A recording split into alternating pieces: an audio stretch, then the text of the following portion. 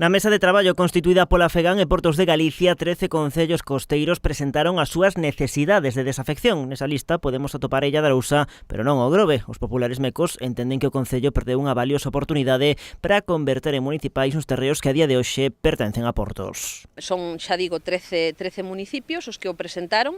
Era un cuestionario que tiñan que haber cumplimentado, era unha serie de dosieres que tiñan que haber presentado que a vista está que non presentaron.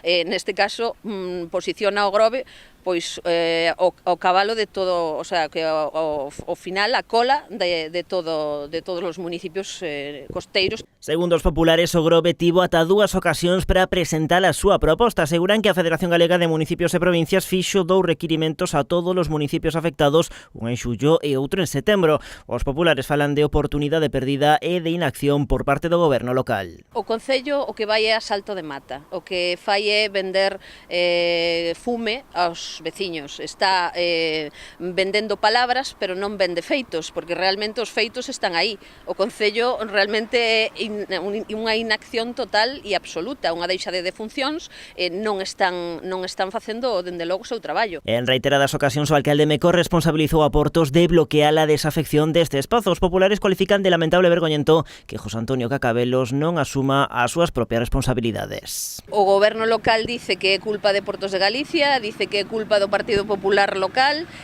dice que é culpa de todo o mundo, menos realmente de que a culpa é realmente do goberno socialista, que non fai o seu traballo. É dicir, o Portos de Galicia lle pon en bandexa o alcalde do Grove que faga as solicitudes e que se mova polo seu pobo nesta